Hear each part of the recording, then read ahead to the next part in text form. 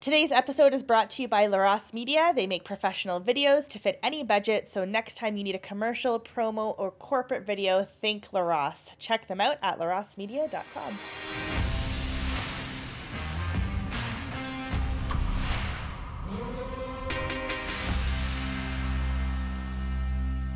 Hello and welcome to the Stinking Albatross Podcast. My name is Alissa Globe, and I'm here once again with my co-host, Scott Hayward. How's it going, Scott? It's going well, Alyssa. How are you? Pretty good. We have a special guest as well on this week's podcast, Josh Gilman, who was the director of communications for the Leslyn Lewis campaign. So welcome, Josh. Thanks for having me. How was everybody's weekend? Did anyone light off any fireworks, hit any pedestrians with their vehicles, anything new, exciting? Tell me what's going on. 4 of my 5 kids were sick. Oh, no. So that was great. So I haven't slept in days. So if there's like a glow about me, that's just a glow of exhaustion. Oh, that's brutal. Was it the C word? And by that, I mean COVID. I think the way I look at all sicknesses are COVID now.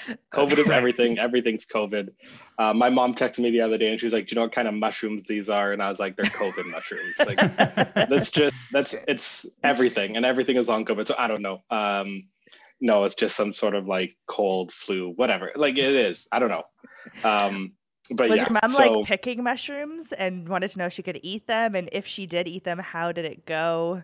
No, I don't think she ate them. No, she they live in our old house, and so she was wondering if they were something that grew every year, but they were new. You were like, so Mom, you're not supposed to find those mushrooms. those are your special stash mushrooms. Yeah, they're like Mario mushrooms. If you eat them, suddenly everything becomes really magical. No, they look pretty run-of-the-mill fungus. Okay. And I don't know, like this is interesting. Like on the topic of COVID, like it has been bizarre to see how like the people's behaviors and patterns as they change, like things growing in places that they didn't used to grow. And, yeah. It's just bizarre. Yeah. The air is a little bit cleaner because of COVID.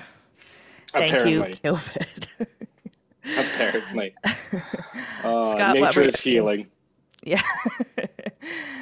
Anything intriguing on the Hayward front? Any peaches? Any strawberry festivals going on? Tell us what you ate this week. Come on. No. My wife had her night shifts. So when you're talking about people getting hit, yeah, she actually went to a few of those calls. So. Do you want to clarify what night shift she was doing, what exactly her occupation is to avoid any confusion? She's a paramedic. Okay. She's not a hit woman, as far as I know.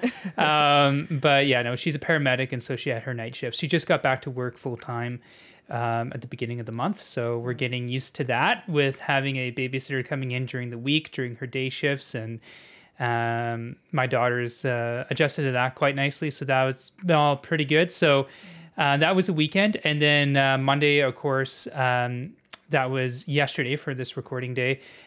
We, of course, right now took the day off to commemorate Her Majesty's Requiem and funeral. So I watched a lot of that. And it was a nice weekend. But here we are. I think this is like my 3rd podcast recording of the day. So I'm rip roaring ready to go. Yeah. All right. Well, like I said, Josh was the director of communications for the Leslyn Lewis campaign. So we're going to delve into what happened during the Lewis campaign, hopefully get some behind the scenes stories, some interesting factoids. And my first question to you, Josh, is what is your general assessment of the 2022 leadership campaign for Leslyn Lewis?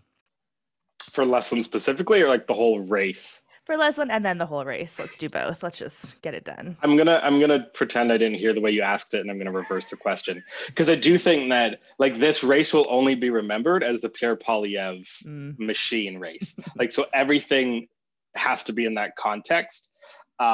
We've never seen anything like that early on. We kind of were just all going, okay, this is different. Like, and then as we all saw in the final results, like this was just a different machine than we've ever seen, not in the Conservative Party, but in Canadian politics. Mm-hmm. And so the takeaway from Leslyn's campaign really has to be seen kind of in light of that. When she ran in 2020, a lot of the story could be juxtaposing her against the fact that she went up against two pretty established, pretty connected, well-known conservatives who'd been ministers, and how well she did, how she was, it felt like a whisker away from beating them.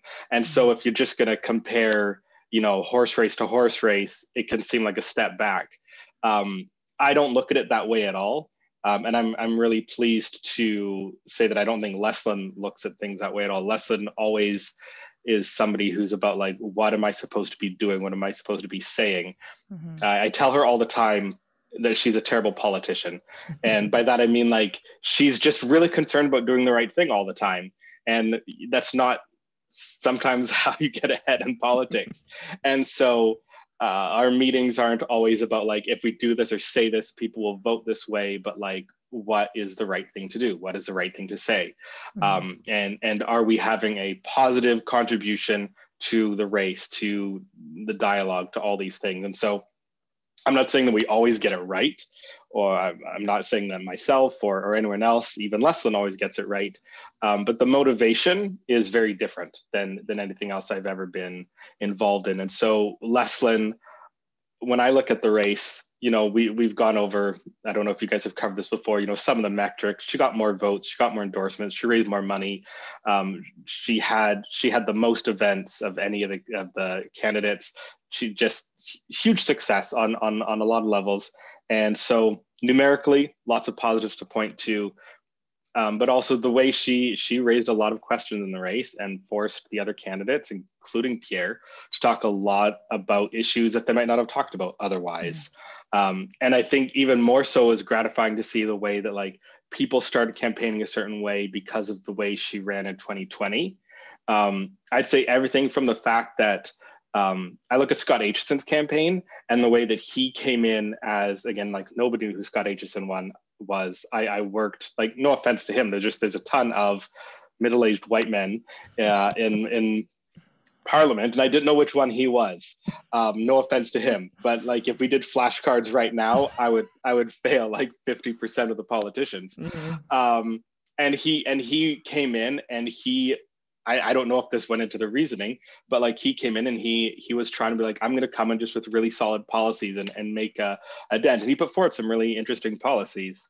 And I see it as like people looked at what she did last time and how she was able to contribute as this person who was supposed to be a front runner and set the tone on all these policies.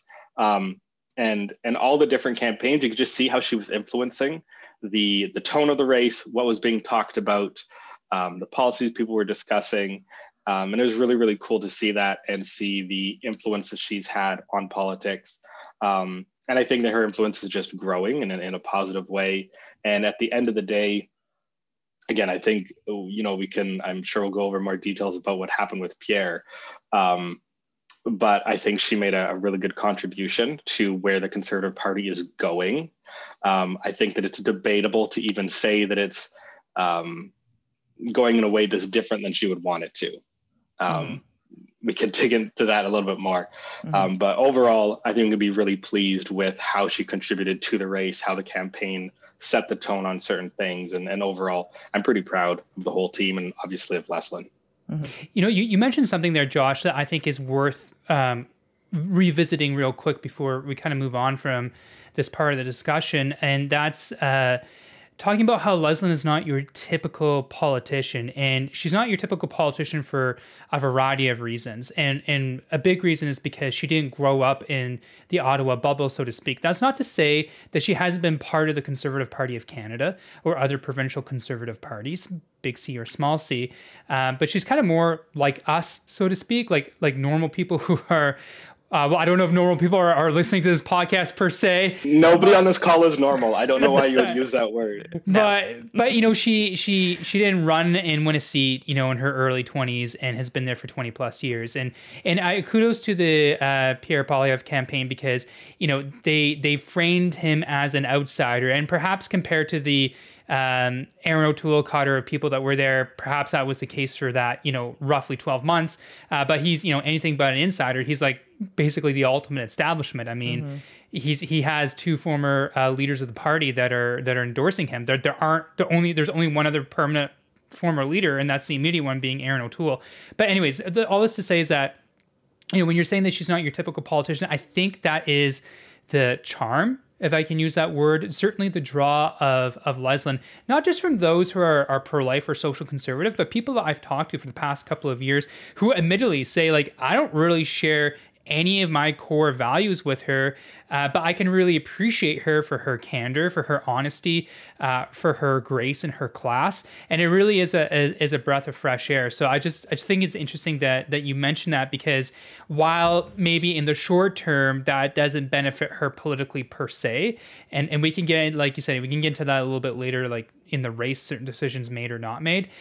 In the long run, I think it's just lovely to have. Like, that's the way I describe her to a lot of people. She's just a lovely person. But you had mentioned a little bit comparing this to the 2020 race, and some people may not know that you were involved in the 2017 leadership race as well, with the Pierre Lemire campaign, and obviously in 2020 of Leslyn's campaign. And I guess, you touched on it a little bit, but even going as far as back as 2017, how does this campaign, this leadership campaign in 2022 compare to 2020 as well as 2017? Because you've seen the evolution of these leadership campaigns, for the past 5 years, you've been in the thick of it. Yeah, I mean, it's wild to compare this to 2017. I think, like, Pierre got something like double the amount of votes that were even cast in 2017. 2017, of course, was a leadership race that never ended. I think it was like 3.5 years, right? There was 14 debates, if I recall. It just went on and on and on. And that was an interesting one. Nobody knew what was going to happen. And then it was all about Kevin O'Leary, and then he was gone, and then it was Bernie. Like, it was wild. My favorite moment in the entire race was a debate where they asked a question to Steve Blaney, and he just turned around and talked about how much he loved Pierre Lemieux for a solid minute and didn't even answer the question. There was just so many, it was so long, so many odd things happened. Deepak Oberoi was like, go back and watch his highlights, because they make no sense and they're amazing. That might have been the loudest cheer in the room when Deepak came in. Like, how they announced the ballot in the first, and he got last of like less than 1% or something like that. And that was probably the biggest cheer, because everyone in the room could cheer for Deepak. It didn't matter if you were in the Andrew Scheer camp and Maxime Bernier or whatever. Everyone loved the package. Oh my gosh, it was amazing. But it was a wild race, right? 1 million candidates, lasted 1 million days. But that was interesting because that time, like, we knew that was going to be one of a few people who are going to win, and you're coming in with Pierre Lemieux, and he's a phenomenal guy. Like, I'll say, learned as much from him about just being like a solid guy, as much as anything to do with politics. Like, just a wonderful human. But again, like, it was so long. A lot of the campaigns, even Andrew Scheer's campaign, had barely any full-time staff. And so if you look at the machinery that was behind the campaigns versus, I think Andrew Scheer only raised, like, I forget, I don't think he even raised $2 million. You guys had outraised him in the final quarter. That much I do know. The Pierre Lemire campaign had raised the third highest amount in the final quarter, and then the Scheer campaign was number 4. I think he raised the third overall, and I don't think he broke the million mark. So the amount of money, the teams, and then you compare that, and then you went to 2020, which was a fully COVID race.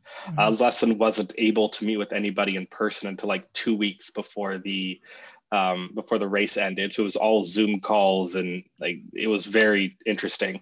And in a way, I'd say like that actually helped us move forward to like realize how effective it is to do so much of the stuff online and the data you can collect and all that sort of thing.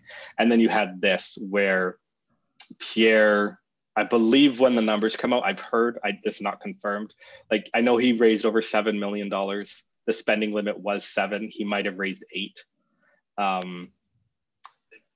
The amount of people behind him, the teams, and just like the pressure from the get-go to build a huge team right away was completely different this time. I'd say that was the biggest difference, was realizing, I mean, I don't think it's any secret that Pierre has been working on this for a very long time. I think it's fair to say that he's been working on this since 2015. He's been putting his plan together, his people together, his list together. And so this time around, it felt like, it felt a little bit like going into the Olympics and realizing that like, hang on, maybe I'm me and I'm up against Olympic runners. And that has nothing to do with Leslyn. That had to do with like the amount of people and money that was already behind him was totally different. So in 2020, we could build a team and say, you know, she was gaining tons and tons of momentum, and okay, we need to add some people. Let's make the team bigger. Let's do some bigger things. I'm going to add. And it felt like this time around, okay, we need to make this decision, add some people, build the team, and we're doing everything so much faster. Like we were so much faster this time out of the gate. Everything was going compared to 2020, so much bigger and faster. And you had this just like machine that was going. And it was completely wild to be a part of and to watch it up close and see like how fast they could move. And one thing that a metric that I thought of just yesterday in terms of political, like how these things work going forward, is I was looking at the amount of dollars per voter. How much money did it take a campaign to raise to get a voter out? And I was just, as obviously we don't know the final numbers, so I was just looking at like the most recent numbers we have is like fundraising as of July, end of July, I think.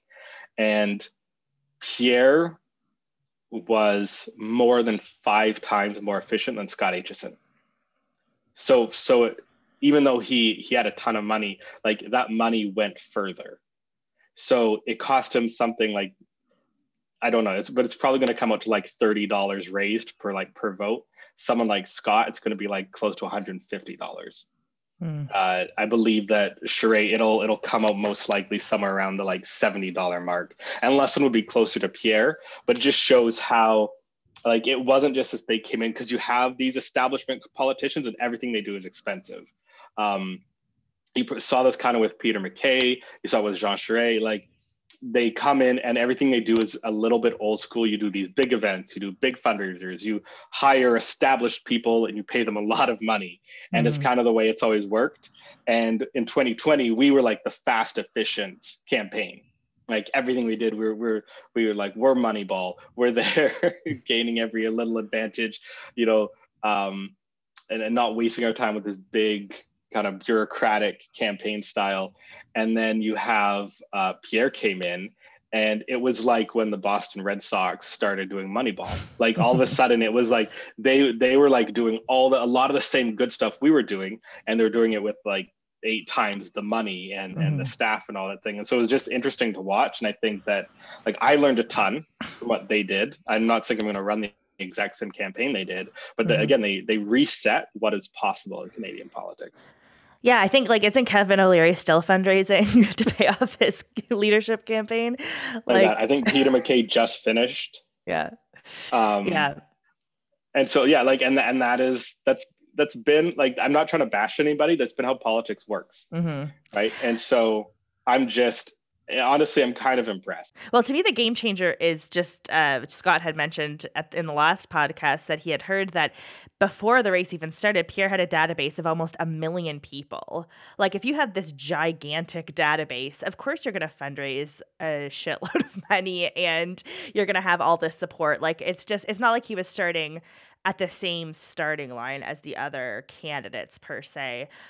So, I mean, like the momentum doesn't surprise me because of just that database. Databases are everything. And that's what I mean. Like for me, it was like, maybe the Olympic analogy isn't so much accurate. It's like going in and just being like, again, like, does he get a head start of like half the race? Yeah. Like they were off and running. Like they had their lists. All he's been doing for 7 years is putting up Google forms. Petitions, right? Google forms, right? Yeah, sign my petition. Yeah. Have you ever signed a petition for Pierre? No, I have not. I'll tell you, I have. I've never received an email from Pierre. Yeah. So all he was doing just was collecting. Like he wasn't trying to build a movement. He just built a database. It's kind of instructive and like you were saying, like learning lessons and whatnot. And Alissa and I have talked about this. And I mean, this is something we've been building towards since we started right now. Like database is life. We started with a database of literally 2 people, being Alissa and myself. And my mom. And Judge Judy was in there pretty early too. And And then, now we have 30,000 plus. And that's great. That's pretty good for 6 years minus, a year and a half and 2 because of COVID restrictions and internet restrictions, frankly. Like we used to be able to, just put out an e-petition on Facebook. Alissa does a lot of our social media. So she would just buy, a Facebook ad for 20, 30, maybe $50. And within a week, we'd have 1,000 new people in our database, no problem. Those days are long, long, long gone for us. And so the only way for us to build up our database is to kind of hit the road. But it's interesting because, Pierre has been working at this, and good on him, for the past, I would argue, more than 7 years. He probably ramped it up, after that 2015 federal election campaign, almost 7 years ago to the day now. But, this is something that I think he's been doing, since he was elected fairly early in 2004. It's something that we need to emulate, frankly, in the pro-life movement, because it's a long game. Yeah, exactly. Like it's not unreasonable to think that over the course of 20 years, probably less than that we could get 1 million people into a database in Canada, a country of 40 million people, who share the same views and values as us on the pro-life question. I mean, that's well under 10%, and we could easily get 10%. And then when you have a candidate like Leslyn, like Pierre Lemire, or someone like that come forward, then we should be able to have a ready-made database ready to go. Frankly, I mean, this is why we started right now, because this is something the pro-life movement should have been doing, like they've been doing in the States for the past 40 years, and they weren't, which is why we started right now. And I often talk to people in one-on-one conversations that Pierre Poilievre is doing exactly what I would like to do, except unfortunately for us, he's 15 years ahead of us. Well, we're going to take a quick break, but when we come back, we'll talk to Josh a bit more about what Leslyn is like as the down-to-earth person. So stay tuned. We'll be right back.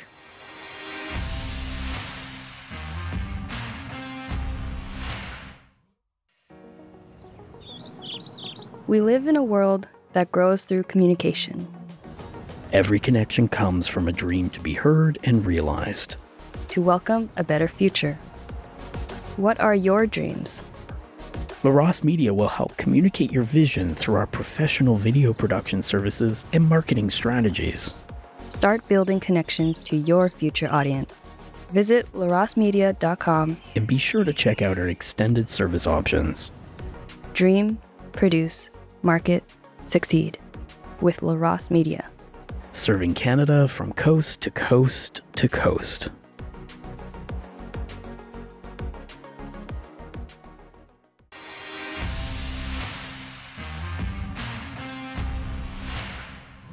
And we're back. So we're here with Josh Gilman, who's the Director of Communications for the Leslyn Lewis campaign. Thank you so much for being with us, Josh. Now, Leslyn, to me, I knew her. I mean, not Josh, Scott and I. I'm Scott. Yeah. Scott and I had door knocked with her in 2015 when she took over in Scarborough right at the very end of the election. So we actually met her far before the leadership race.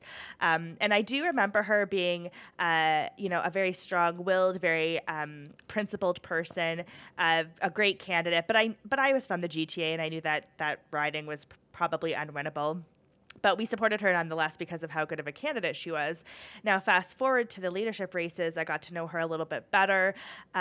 She was even more principled than I had originally seen in the last election. She's on fire for all the right reasons. And I just wanted to get your take as someone who spent a lot of time with her in the last 2 leadership races. What is Leslyn like, both as a candidate to you and also as a person? Well, for starters, she's fairly private, so I'm not going to be able to give you as many stories as you'd like. Leslyn is a wonderful person. She's as genuine as she appears.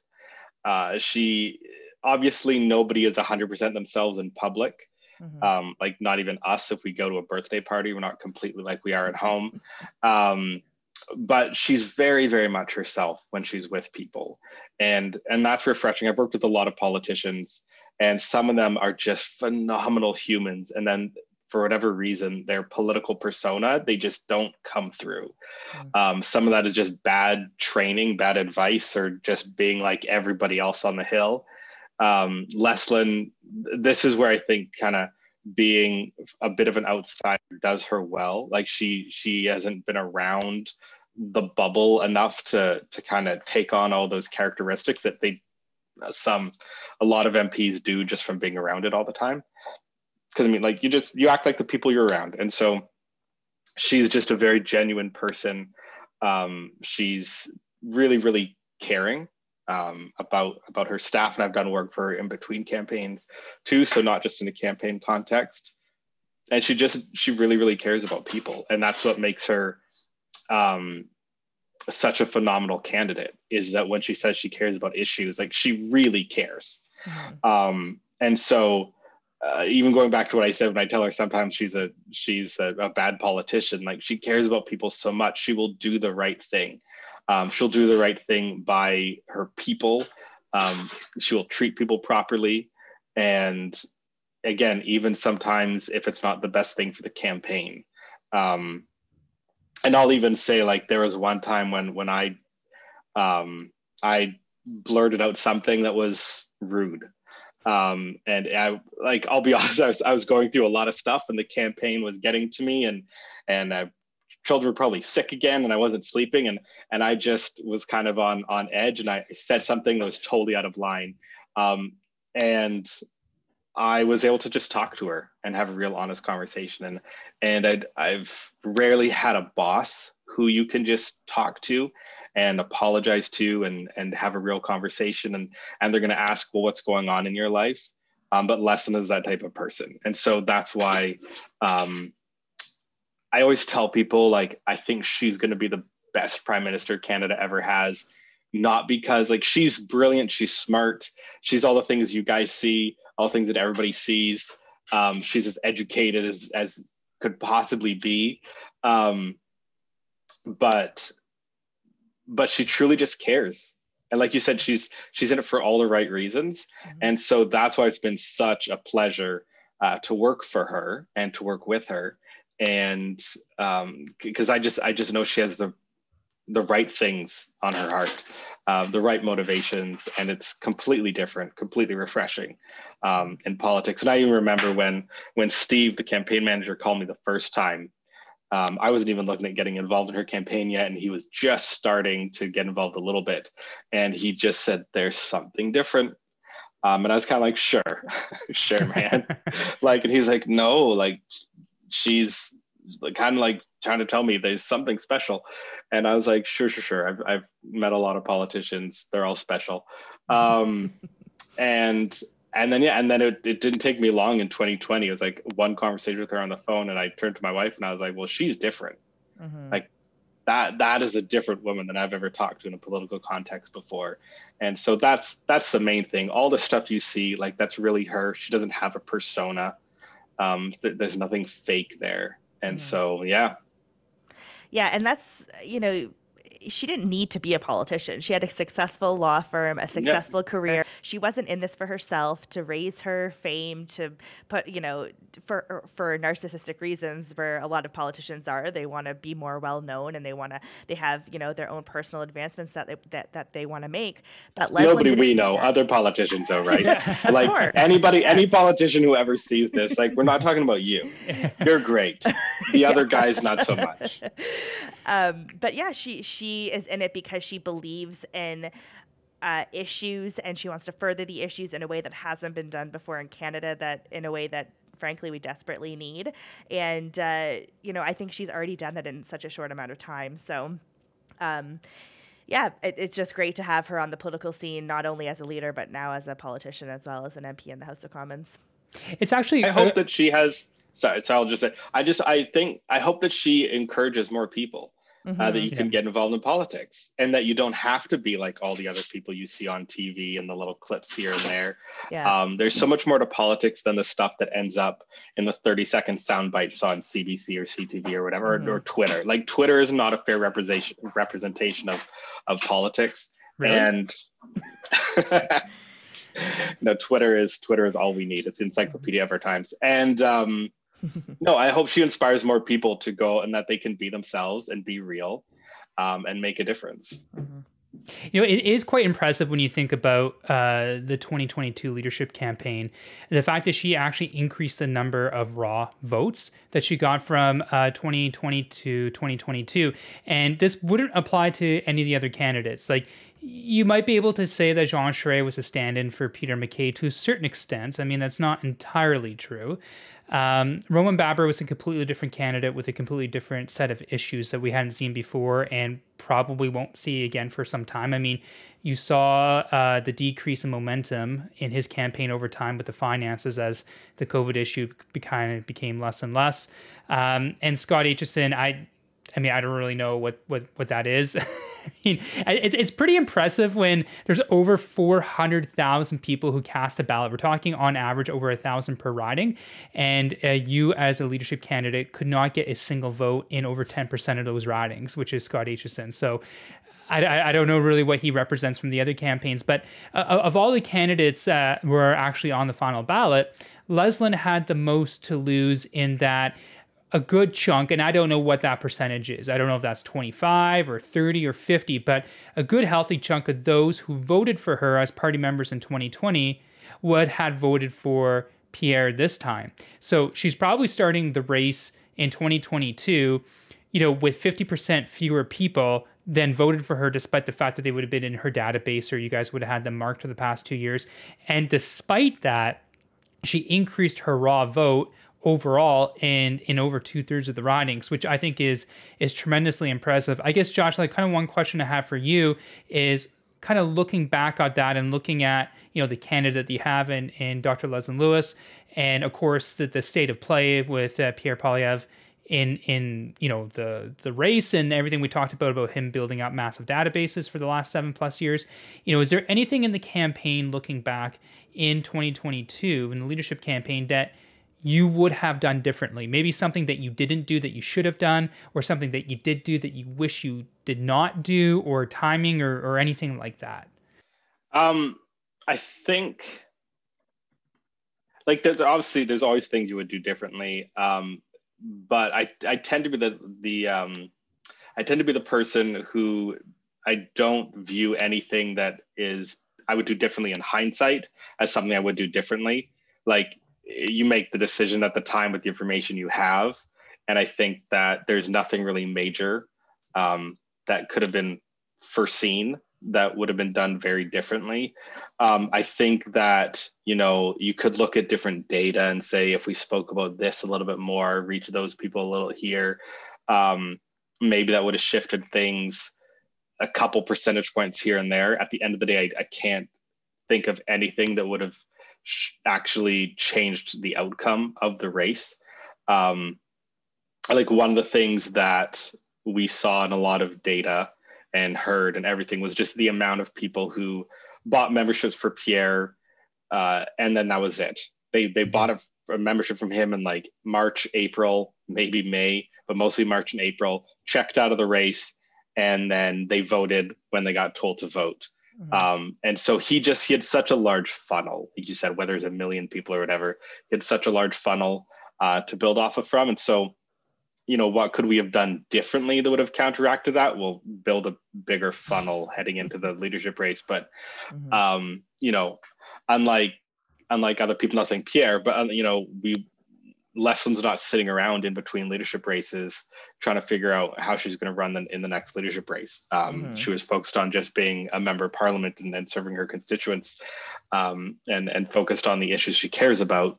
And so, if you want to say, what could we have done differently? She could have done nothing but focus on her next leadership run.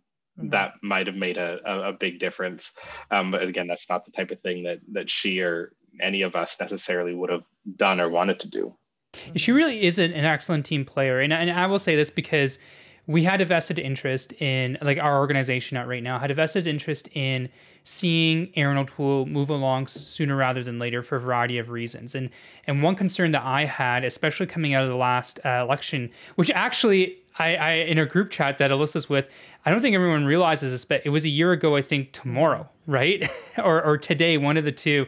And no one's really talking about that or remembering that. It's so far in the past. But one of the reasons that we were so involved with that, and frankly, we were involved with certain members of parliament, basically all the way through to help move him along, was because a lot of pro-lifers had reached out to us and said, you know, they're just done with the party. And I know we're going to get to this question a little bit. We want pro-lifers to be involved in all the major political parties because we need to get as many pro-lifers elected to the House of Commons. And I think we've seen with, you know, the PPC, despite the fact that they have some good, solid pro-life candidates, especially last time in 2021 that ran, it's just not really a viable political vehicle to actually get people, pro-lifers, into the House of Commons, which is the whole point. But I will say, during that whole process and working with certain staffers and members of parliament, and I'll keep those names, you know, quiet unless they decide to come out sometime in the future, I will say that Leslyn wasn't part of that.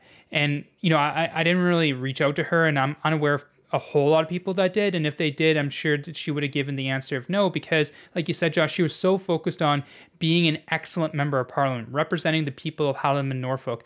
And now once she got elected as an MP, you know, taking some of those free French lessons in on Parliament Hill at the precinct and whatnot. You know, she's just that type of person that, like you said, she's not working in between leadership races on her potential leadership campaign leading into it. And we have seen that in the past from, you know, probably some former leaders and people who weren't successful in winning leadership races. And I think that's, again, it just highlights that distinction of Leslyn between other kind of regular politicians. Yeah, like when, you know, we didn't hear Leslyn complain about not being part of the shadow cabinet. We didn't hear Leslyn complain about being seated in the very back of the House of Commons, like in the middle of, like in the very, very back by the doors. All we heard about from Leslyn while she was an MP was talking about how we shouldn't push COVID vaccines on children and speaking out against the crisis pregnancy centers being attacked by the Liberal government and many other issues that were important to her heart, because she's in it for the issue. She's not in it for herself. And it just proves that with her actions in that very short amount of time. But like when, you know, we were talking about some of the things that we appreciated about the Leslyn Lewis campaign. And for me personally, one of my favorite things was seeing Leslyn do interviews in the media, because I don't know about you guys, but every time, you know, a politician, especially off the heels of Andrew Scheer, was asked about the abortion issue, it was painful to watch, you know, these politicians struggling, stuttering. Oh, well, I'm pro-life, but like it was just awful. I'd rather them just not even say they were pro-life at all. But when Leslyn was asked, she had decisive answers. They were clear, they were concise, they were compassionate. And not just about the abortion issue, but my favorite interview, I think, was with Evan Solomon when she was talking about the conversion therapy bill, because he did his whole media shtick where he tried to get the last word and kind of summarize her own points for her, but she interjected successfully without looking like a bull and get her point across, where he was kind of left speechless and had to move on to the next point. But, you know, what should pro-lifers and social conservatives take away from Leslyn's results in 2022? Not just, you know, numerically, but also just in the general scheme of the social conservative issue. Well, I don't know if you guys have talked about this before, but I know I've talked to you guys personally about the fact of, like, I think one of my biggest takeaways was that pro-lifers need to stop being afraid, and just like in general, Canadians should stop being afraid, voting just based on fear. And again, like, would it have made a difference in the overall result? Probably not. But I know a lot of people who told us they liked Leslyn best, but they voted for Pierre because they were afraid, because the media said Jean Charest was close to winning, and they had to stop Jean Charest. And never mind the fact that it's a ranked ballot and that's not how the voting system works. You can always vote for who you want first, and it's going to shake out in the results. But I just know a lot of people who were afraid that if they didn't vote for Pierre, we were going to lose the party. You know, that the center right was going to go back center left. And you can argue about where people actually are in your own opinions, but we had 3 candidates who were running as kind of center right and 2 who were running as center left. And by popular vote, about 87% of them voted for center right candidates. And the same thing in 2020, a lot of people voted for Aaron because they were afraid of Peter. They're afraid that we're going to go, become the red Tory party. And again, when you look at the way the data shook out, Peter didn't really have a chance. It was going to be Aaron or Leslyn who really had a shot at winning. And all the way back to 2017, it was supposed to be Kevin O'Leary was going to come in, massive PC guy, and he quit because he couldn't win. And Aaron that time was running as the red Tory, and by the whatever it was, 70 millionth ballot that we were at by the final there, he topped out at like 20% that way. And so this is not a red Tory party. It's a center right, maybe more center than some people would like, present company included. But people need to stop being afraid that we're going to go back to being the PC party of 1993 or whatever. And this is a center right party, and go and vote for the people who you actually want to win. And I see it happen all the time in nominations. And nominations are a bit less, they're a little bit trickier for this than a leadership race maybe, but just people are constantly voting based on they're voting afraid instead of for what they want. And this is true, I think, on every level of politics. And people need to start voting for what they actually want. And that would be my biggest takeaway out of this race for social conservatives. Like there's always great things to celebrate, in terms of what Leslyn accomplished and the things she was able to speak up. But in terms of a takeaway for social conservatives this time around, it's like, just, you don't have to be afraid. And that's not me trying to say like, stop being afraid because it's bad and you're weak or something. It's like, no, you actually just don't have to be afraid. That's not how the political landscape is right now in the party. Vote how you want. Go vote for the people you want to win the nominations. Vote for them. Don't let someone make you more afraid. I've been told by so many people like, oh, I helped this person win, and I turned out they weren't that great. But this other person who was running for the nomination, I really didn't want them to win, so we all helped out this person instead, and then they end up regretting it. And so just stop being afraid. One of the most frustrating things that I heard during the leadership race was, I like Leslyn, but can she beat Trudeau? Only Pierre can beat Trudeau. And I'm like, yeah, the Scheer O'Toole clone with the squeaky voice is the one who can beat like Trudeau. Why can't the established, like, professional African-American successful female there's so many things that resonate with so many different Canadians with Leslyn. Why is it only that Pierre, the just inflation guy, is the only one who can beat him? Like, I hate that reasoning, and I think a lot of people turned towards it when it came to their vote, and it just made no sense to me. So I hope that a lot of people who are listening to this heed your advice in the next I think the main thing for that, I mean, first of all, I do think Pierre can and will beat Trudeau, but that just goes to show also it's something I notice all the time, which is that we all it's very common in the circles we run in politics. People bash the media all the time, and then they repeat exactly what they say. They're all like, it's fake news, it's misinformation, and then they'll be like, well, only Pierre can beat Trudeau, and they're like, they said only Pierre can, and you're just like, if that's what you think, that's fine. I'm totally okay if you've looked at all the candidates and you think that Pierre's the best one, like, that's fair. And maybe it's true. Maybe he is the only one.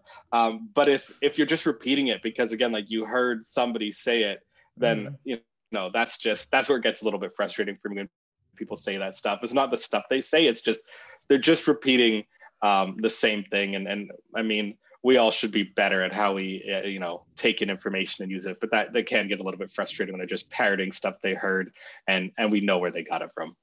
There's something that you mentioned in your question, Alissa, and I want to utilize it to get to my next question, because I think it's important, and that's what should pro-lifers and social conservatives take away from the 2022 leadership race for the Conservative Party of Canada, specifically from the results that Leslyn and her team, including Josh here, were able to earn. I think there's a massive caveat to the numbers that Pierre got. And I'm not saying that, if this changed, it would have changed the outcome, or, even would have changed him winning on the first ballot, though I think would have been severely reduced. And that is, I heard from lots of our friends in different types of religious communities across Canada that were engaged in this leadership race, but and share our pro-life views and values that were not in our Right Now database, or they're not in our Right Now database, at least yet. And some people were bemoaning in these specific religious communities that, so many of them are putting Pierre number one for a variety of reasons, like Alissa said, because, they are buying into the legacy media narrative that he's the only one that can beat Trudeau, which, again, may or may not be true. Personally, I don't think it's necessarily true. I think it could be true that he could beat Trudeau, but I don't think he was the only one that could have beat Trudeau in that leadership race. There's a healthy chunk of the 295,000 party members that voted for Pierre, and I don't know what that number is. I would suspect at least several tens of thousands. That would be probably described as strong pro-lifers, or would be very uncomfortable with transgender ideology coming into public schools. And I understand that's a provincial issue, not a federal issue. And I suppose there needs to be a bit of an asterisk there, because a lot of those people, were not in our database receiving our information. I know this is something we talked about with Andrew Lawton, where we did our survey at the beginning of the race in February, where, we had a 53-45 split between Leslyn and Pierre in our database. Mind you, these are people who are in a pro-life political organization database. And by the end of May, beginning of June, those numbers, when we did the survey again, were kind of, 85-15 or 85-12 or something like that. So, but we only were a small part of the leadership race, because obviously there were hundreds of thousands of other people that might share our views and values that were not in our database. So I guess kind of do you think that people around Pierre, and perhaps this can be applied to even Danielle Smith a little bit, have to be a little cognizant of the fact that you can't necessarily dismiss, pro-life issues or other hard social issues because you won the leadership race in such a profound way, because a lot of those people that might not be their number one issue, at least at this particular point in time, because of the coming of the COVID restrictions. But in a year's time, when COVID's far in the rearview mirror, or a year and a half getting closer to an election, where the Liberals for sure are going to introduce some sort of social wedge, that they have to be a little bit careful about that, because that there is a chunk of that party that normally would have voted Leslyn one that is sitting with Pierre, or in Alberta, for example, that normally would sit with Travis Taves, that is sitting with Danielle Smith right now. Do you think there's a bit of a factor in that? And leading from that, what can social conservatives and pro-lifers do under Pierre's leadership going forward, leading into the next election? So what can pro-lifers do? I think the main thing is, again, it's people said Pierre doesn't owe anybody anything, right? Because there was no kingmaker. But that's not how it's ever worked. I've never seen somebody get elected and then suddenly, start doing things they didn't want to do in the first place, because they owe some people some votes. And so that's a misnomer. I think that people just get rid of that idea altogether. The winner wins, and then they're the king. They do whatever they want. And so I say pro-lifers and social conservatives at large, I think the biggest question, you said it there, which is what are they going to do? I remember it was 2008 watching Obama win, and these people were celebrating. They're on TV and they have microphones shoved in their face, and this lady yells, "I can't believe he won. I can feed my kids and have gas in my car." And I was like, how does that work? There was and she's he's gonna do it. He's coming to your house to feed your kids. That's awesome. But people just kind of go this is gonna happen, and we need to get a little bit more into it and kind of well, what's gonna happen? What can actually happen? And so I think social conservatives, there are Pierre has made it very clear he's only going to talk about the economy. That's it, right? Yeah. That is his only issue. I don't even know if that's wrong. Here today, for all 30 questions or whatever, every single one was on carbon tax. And even all the conservative SO31s, all their statements, they're all talking about the economy.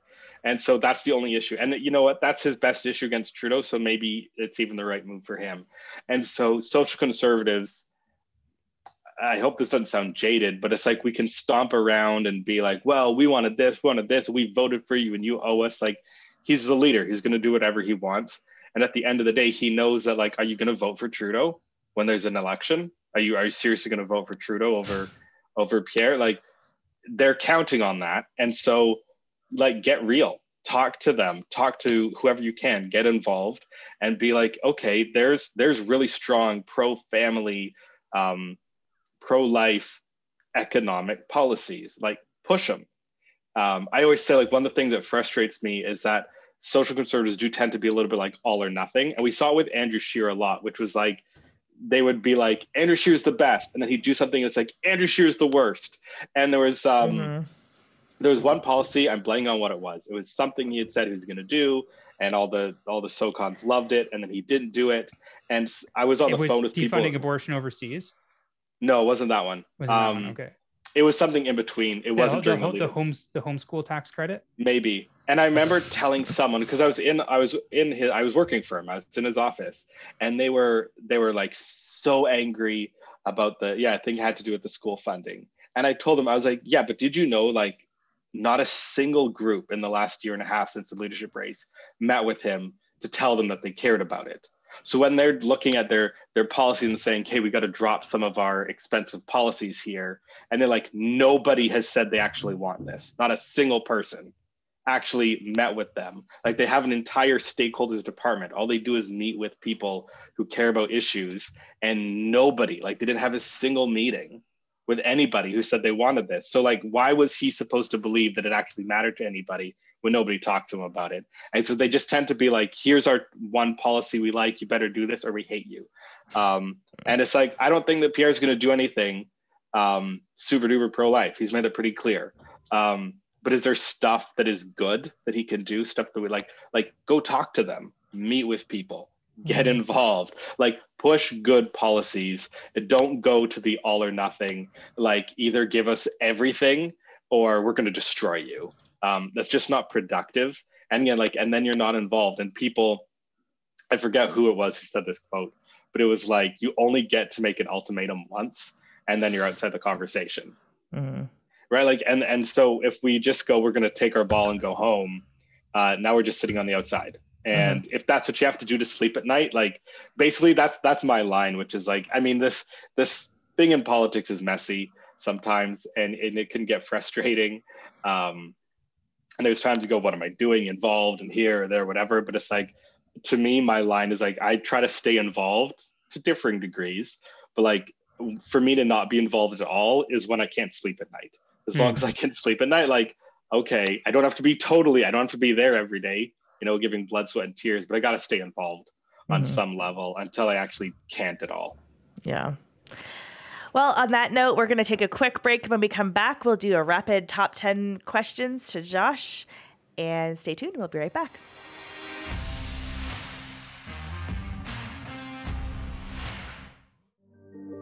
Nature communicates with us in a universal language. The sunrise starts a new day. The sunset marks our accomplishments. The most beautiful communication is where the speaker and the listener match perfectly and understand the same message. Your future audience is waiting to hear from you. What message do you need to share? At LaRosse Media, we fashion beautiful communications through our professional video production services and marketing strategies. Create your own most beautiful message. Visit larosmedia.com and be sure to check out our extended service options. Dream, produce, market, succeed with LaRosse Media. Serving Canada from coast to coast to coast.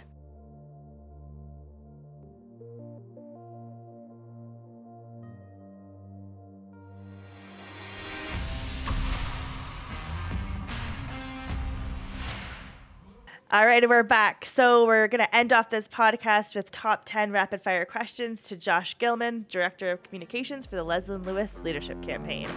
Rapid fire questions. So Josh, are you ready? All right, fire away. All right, number 1. Who is your favorite sibling and why? Who's my favorite sibling and why? I don't have a favorite sibling. I love them all the same, according to my mother. But my brother Daniel is who I'm closest to. He's just a couple years younger. When I was like 1-2 years old, my mom prayed that God would give them a brother for me. And then he was born. And so I always thought of him as like God's special gift to me. And he has been in my life all the way into our 30s. We are still very close. Yeah, I was almost your sister-in-law, actually. Oh. Yeah, my mom didn't like that so much. Not because it was you, but because everyone believed that he was actually engaged when he wasn't actually in a relationship with anyone. And he had congratulations from like random political officials around the world. I was at Scott's house in Ottawa, and Dan was there, and we were hanging out, having a little party, whatever. And one of the girls there had a ring, and I was like, "Oh, can I see the ring?" And so I was just kind of like holding it up, and then Dan got behind me, and we took a picture like this, and posted it on Facebook as a joke, and it had like 1,000 comments. Oh, it was insane. It was wild. Like, just, Daniel, who is married and not married to Alissa, like he makes so many friends. His wedding had like over 1,000 people show up. Yeah. I believe his Uber driver from the day before was at the wedding. Like, so So just anything he does, it just exploded. It was hilarious. Yeah. But anyways. I think that one had more likes and comments than your own actual engagement post, Alissa. Maybe a few. Yeah. Okay, second question. If you could spend a week with any leadership candidate from the last 3 races on a desert island, excluding Leslyn Lewis, who would it be and why? From the last 3? Yeah. Like you said, there's a million candidates to choose from. Oh my gosh, that's, let's see. I already know everything about Rick Peterson's dogs that I ever wanted to know. Honestly, Andrew Scheer. Obviously, I worked for him, but he is generally like a superb guy, and I learned a ton from him being on the 2019 campaign plane with him. I will say that whatever you think of him as a politician, good or bad, the guy is one of the best fathers and husbands I've ever met, and I learned watching him go through that crucible and how he handled it. That affected me as a husband and a father, and the way I try to live my life. And that I love Andrew. I think he's awesome. What nickname for Pierre do you like better? PP, Skippy, or Pierre Poutine? Let's go Pierre Poutine. Okay. Although I'm now partial to what, I can't lie, I like what they're calling it today with the Liberals starting to cave on some of the stuff because he got elected, and they're calling it peer pressure. I think that's not bad. That's not bad. That's pretty good. How did you meet your wife? We both worked for our church. As soon as I saw her, I was like, I really like that girl, and I probably want to marry her. And then I had to wait 2 years until she, we were good friends. But yeah, it took 2 years until I was like, I think she might actually go out with me. And then I asked her out. She almost said no, but she said yes. And then we got married 6 months after that. Now, I know you've spent some time in Arizona. So my question is, have you ever watched Raising Arizona in Arizona? No, I've never watched Raising Arizona at all. Oh, really? Should I? Oh, yes. Nicolas Cage. It's so good. Anything Nicolas Cage is great. Nicolas Cage is hilarious. He is, to me, he's a way better comedic actor than like action hero or anything. Like National Treasure is called National Treasure because Nicolas Cage is in it, not because of the treasure. He is a national treasure. He is the treasure. Yeah. Moonstruck, Raising Arizona, like these are just the best. Just so after this podcast, just go watch it with your wife. Yeah. Okay. The Canucks, are they making the playoffs this year? No, they're probably going to do what they do every year and be like 1 point out. It's just so that they get a terrible draft pick and don't make the playoffs. It's a pretty safe bet. It's a perfect storm. Which birth of your kids was the most traumatic? Oh, they were all traumatic actually. No, they really were. The eldest, the umbilical cord was wrapped around her neck. Oh no! And so they had to pull her out because her heart rate was dropping pretty fast. Yeah. The second, we almost didn't make it to the birthing center. He came really, really fast. My hand is still probably hurting from Megan squeezing it on the drive over. Oh.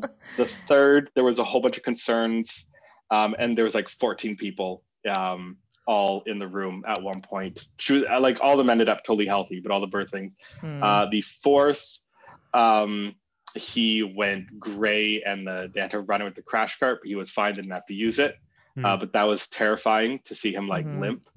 And then the fifth, there was just all sorts of like concerns throughout and extra ultrasounds, and they kept saying this might be wrong, and everything was fine. So all of them. So I know a guy who's in the special forces, and he's like, war any day over having to watch your wife give birth. It's obviously, I'm not saying that it's worse for us than it is for the women, but it's the worst thing we have to go through as well. It's just not as bad as actually doing it ourselves, but it's not a great time. My eldest, like my firstborn, was all gray, and they had to come out the crash cart, and they had to suction out her lungs and stick like these tubes down her lungs. And I remember the look on my husband's face more so than I remember what was happening to her, because he was just like frozen in fear. So yeah. Again, not to diminish anything that we go through, we don't get any endorphins. Nothing. We get nothing. We're just there. We're just taking it all in. And I remember like a few minutes after my eldest was born, my wife is holding her, and she turns to me and she goes, "You know, it's so sweet when we have our next one." And I was like, "Next one?" Like we're never again. Yeah. And obviously, you know, now we're at 5, so we did have some next ones, but were they I just couldn't believe how quickly she was ready to. Were they all were any of them home births, or were they all in hospital or birthing centers? All hospital or birthing centers. So for our first and so far only, it was a home birth. My wife really wanted it, and I'm kind of glad that we did, especially into the COVID restrictions. And I have no traumatic story really, except that like you said, we're kind of just there, and so she wanted to try and do a birthing pool. So we rented a birthing pool, and then I had to, you know, put it all together, except that our stupid faucet in the kitchen sink, there was no coupling to attach a hose to it, so I can just get warm water. So I had to get like 4 different vats and have the stove running all 4 elements at the same time to heat up the water and bring it to Laura Ingalls Wilder style. Oh yeah, bring it to the pool, and then that took me about 4 hours. And then when she came down in the morning to use it, she was in there for all of 10 minutes, and we never used it. So that was it's not traumatic and nothing compared to what you went through. You poor babies. I'm so sad for you right now. That was one thing that is cool is that, like, if you want to talk about, you know, divine intervention, is for all of the ones who, like, for the ones that actually needed a doctor to like come in and basically like get them out urgently. We weren't supposed to be at the hospitals, but something happened, like something small happened on the way, where they're like, you know what, skip the birthing center, we're going straight to the hospital. And we're so grateful that that happened, because in each case, we would have had to switch, like at the most intense time from the birthing center. We would have then take an ambulance to the hospital. And so it was, besides the fact that I would rather everything go lovely and no trauma at all, the fact that we were where we needed to be when we need to be there is a cool story. Okay, question number 8. What is your best behind the scenes moment with Leslyn Lewis? Oh, best behind the scenes moment with Leslyn Lewis. That's a tough one. Best behind the scenes. I think my favorite, it's not, okay, my favorite moment was in the 2020 in the English leadership debate, was when she was like, it was her first debate. Like, she'd done the French debate the day before, but that barely counted. So it's her first real debate, and she was just you could see her gaining confidence all the way through the debate. And we're all like, the whole team, we're in this hotel boardroom watching. We're so nervous for her and just everything. And it was a real pivotal moment in the race. Like, we knew that she couldn't necessarily like seal the deal, but if, like I said, you could never win a race in a debate, you could lose it. And so we're just like, she's just like, just get through it. And she's gaining confidence. She's getting better and better. And then Peter McKay, she actually like intervened. And I think it was the first time she really intervened. She jumped in and criticized him. And he tried to do a pretty good comeback. And she just like dusted him down. And Aaron got like super happy about it. Like he was super happy that she went and he was like, oh, well, exactly. I agree. Like, remember that was the I agree with Dr. Lewis debate. Like, he goes, well, I agree with Dr. Lewis. And she kind of gave him this, like, oh, just you wait your turn. And then, like, had a great comeback for him, too. And I just remember, like, when Peter said the thing, the whole team, like, kind of, like, shrunk down. And then she does the comeback, and the whole team leaps up in the air. And then she gets in the second dunk on Aaron, and everyone just like collapsed on the floor pretty much. And that was probably one of my favorite moments, just in terms of like the stakes were pretty high. Everyone was so tense and stressed. And then like just the like relief, okay, she's doing well. She's getting better and better. She's getting stronger and stronger. And then it was like the 1, 2, 3 punch. And like literally everybody, like the head, you could have watched everybody's heads be like forward, up, down, like in a matter of seconds. And it was so funny. Yeah. That's a good one. That was probably one of my favorite moments. It was a great moment of the debate, and it was a great moment to be part of a room, just like hanging on every single word. It was so good. It was so much fun. Now, along those same lines, raisins, yes or no? No. Okay. Why? Why would you ever have raisins? Like, they're chewy and sweet and delicious. They're great if you're a baby. What? No, babies choke on those. They're great if you're an elderly. One of my kids once came to me and she was like, I'm having trouble.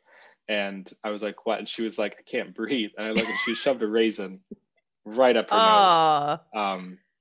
But but I don't know what raisins have ever made better. Me like, either. have you ever you bite into a butter tart and you're like, I wish there was something squishy in this. Some wrinkly, squishy fruit just will make or like this better. Everyone says, oh, chocolate chip cookies with raisin. No, if there's like chocolate chip cookies and raisin cookies, which ones do you get? Yeah. Just, you pushed a button. I'm sorry, but I'm just very anti-raisin in anything. This is probably the most passionate response we had out of all the questions so far. When I run, it's going to be on like a highly high, like there's going to be a lot of anti-raisin content. And you're going to have nobody over 60 vote for you. Yeah. That's a key demographic, Joshua. This actually leads perfectly into our final question, which is, and I think we know the answer. If you were prime minister, what's the first thing you would do? I can't say that. I can't. You know what it is. I've told you, Scott, and it would get me. I would have no career. But it mostly has to do with just, I've never had, I've only had traumatic experiences in Winnipeg. And so I would sell it. Like I've been to Winnipeg many times, and it's always just been awful experiences for whatever reason that are completely outside my control. Things always go terribly wrong. And so I would look into selling Winnipeg to balance. I would totally vote for you because of that. I am not a Winnipeg nor a Manitoba fan in general. It's either like plus 40 or minus 40. It's flat. It's boring. There's tons of bugs. I don't get it. So Scott loves it. Whatever. Last year, I'll tell you that last year, we were driving all the way across the country with an RV, and we pulled into the campground in Winnipeg. We're supposed to be there for 2 nights, and we pulled in, and like the people there were like cold, mean, everything. Like the playground was taped off. The pool was broken, and like everything, like it was just dirt. Like we were just in a dirt parking lot. It did not look like anything like it was supposed to. And it was like there was broken metal everywhere. And we're like, we can't stay here with our small children. And so I called the next camper we were supposed to be at in Saskatchewan. And I called them and I said, like, hey, can we come a good day early? And the woman was like, well, is it urgent? And I said, I'm in Winnipeg. And she said, fair enough, come right now. I like that lady. She should be your running mate. That campground is designed to make children strong and to grow strong children. That's why we're hardy people, because we can deal with. I'm fine with winter. I'm fine with winter, just not tetanus. And there was way too much tetanus. Like that's where I draw the line. Part of every kid's growing up experience in friendly Manitoba. Now we know what's the issue with Scott is that he has tetanus. Maybe That all makes sense. if you've ever gone camping, and honestly, like I've been another place in Manitoba, and I think it's absolutely beautiful. But for some reason, I've just had terrible experiences in Winnipeg, just time after time. And so I think it must be indicative of everything about Winnipeg, and I'm looking into options to sell it. Well, there you have it, folks. Vote Josh Gilman. If No you hate raisins, no Winnipeg. Yeah. You're going to say Winnipeg. Winnipeg's the raisin of Canadian cities. Well, Oh, thank you so much, Josh, for coming on. It's been insightful. It's been funny. We laughed, we cried, and I didn't everything cry. in between. we On the tried. inside. Yeah. And we tried. So we really appreciate you coming on and your insights. And thank you for all you did for the Leslyn Lewis campaign for Pierre Lemieux, not Polyev. And we can't wait to talk to you hopefully in the future and more of your exciting political endeavors. So thanks again for coming on our pod. Thanks, guys. And that ends this week's podcast. Make sure that you check us out on Spotify, YouTube, Rumble, Google Podcasts, basically anywhere you listen to podcasts. We are there. Make sure you give us a review, you subscribe so you don't miss any episodes. We air every Friday, and we look forward to talking with you again next week. See you next time. Bye for now.